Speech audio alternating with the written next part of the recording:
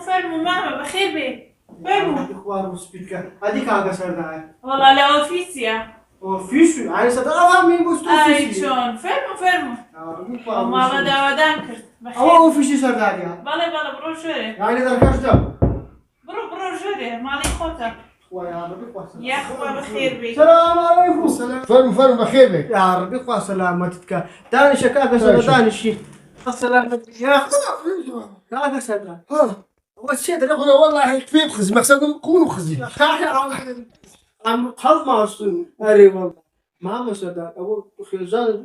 نهاي شهور الروي والله ناس عم دي انا كيف بنقول هاي كيف داني تري هذه كاكا سردان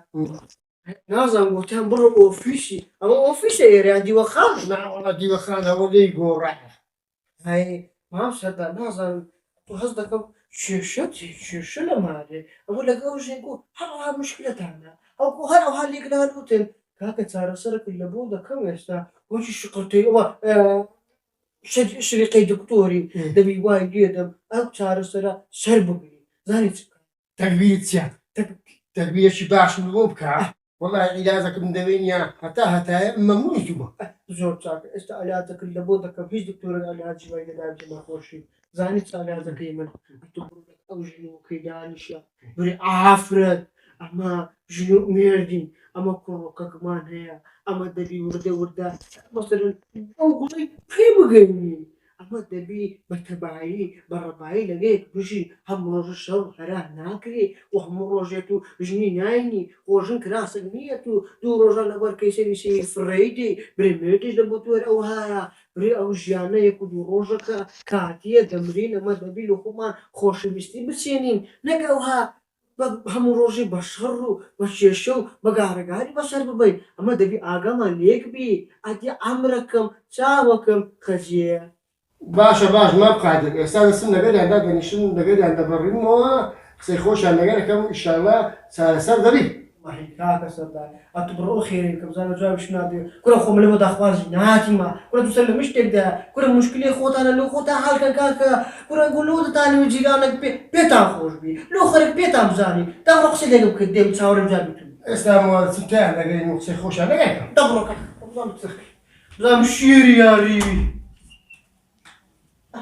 نبش دينك نزل مدانك هو السبسي معه كل والله أمنيش بهم عمقنا شنبا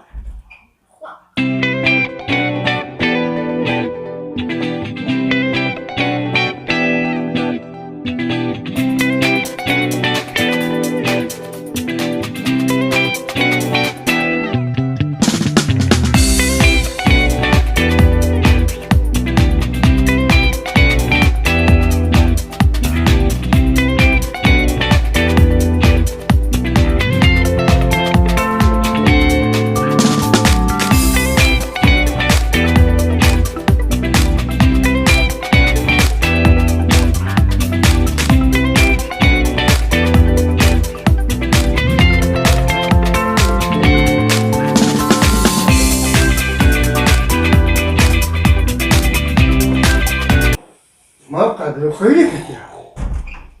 كل هسه مش جاني غصب دقري مش جاني تبدا دكابين نقلة كلية تشيا انا نقلي صحايس بابا يشكا ما زي ما ذكرتوا لسخير الحمد لله بيك هاتينو يشكا سليك يا ربي خوايا يا ربي خوايا دعاء تكبرتي وقتي محمد يا شو مشكلة شو يصير الله لبي حلقي بسوق آساني وشي أوصل دارتي دقتاقو اللهم آمين.